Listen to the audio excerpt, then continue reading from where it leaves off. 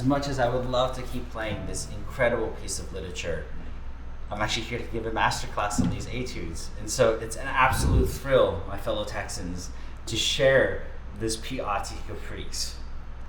This is a challenging work, but with every piece that we do, as long as you have the mental fortitude, just like how Yo-Yo Ma learned the Bach cello suites when he was 4 years old, you learn one note, one chord, that becomes to the next measure, to the whole phrase, eventually the whole line, and then eventually through this entire cut in its entirety. So always make sure that as you practice this etude, and this caprice, should I say, you want to basically work chord by chord. It's really important that as you practice these double stops, you first do them single bows, single notes. So I would actually isolate just the E flats and the first finger G together. And I would practice the next chord, which is the C, and then the A flats together. Then practice the connection. It's very important that the thumb is not squeezing. As you are playing these double stops, make sure that your thumb, even I can play this if my thumb's off to the side. Of course, I would not do this in performance, but as you can see, my thumb is completely free. It's just really there as a placeholder. So there's a little bit of counter pressure if I'm trying to vibrate.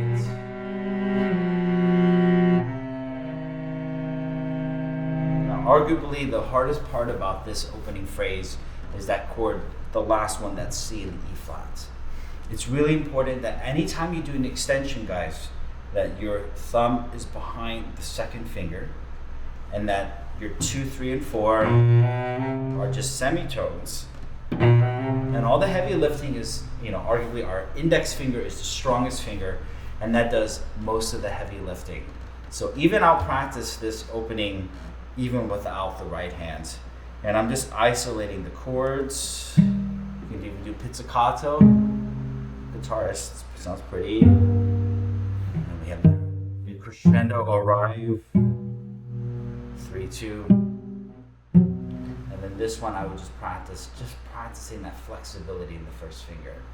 So it's really important that I see in students, generally they don't put their thumb behind the first finger, and then the hand is not balanced, and that's what makes precisely extensions that much more awkward. But if you're putting it in the right place and your hand is balanced, distributing the weight between the C and E flat, then it's a lot easier to achieve that extension. I also changed some of the fingerings. You do need to follow all the bowings and fingerings that are in the parts, but there are a few places in which you can kind of deceptively change, in the sense that if the judges were listening, they wouldn't be able to tell what fingering. So mainly this fingering changing is only applied when there's a specific fingering, like in the popper,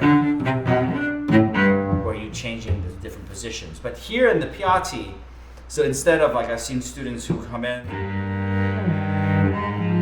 that's definitely a lot more awkward than 1 and 3. Then you can shift on the bow change here, 2 and 3, 2 and 4, excuse me.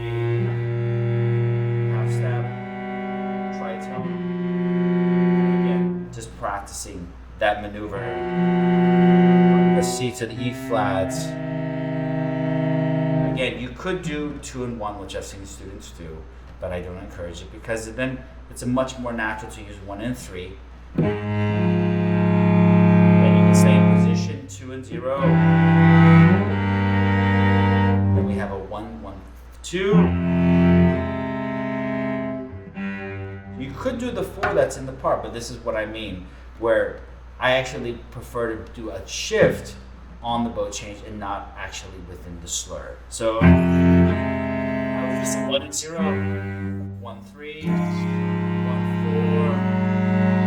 And I actually do use the 1 here. Then you're in position for the upcoming chord.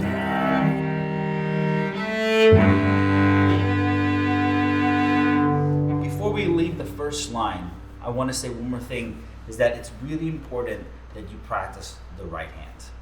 The right hand, what I mean by that is I find that students will generally, when they start, they'll start in an uneven, where you want to make sure that you start with both strings evenly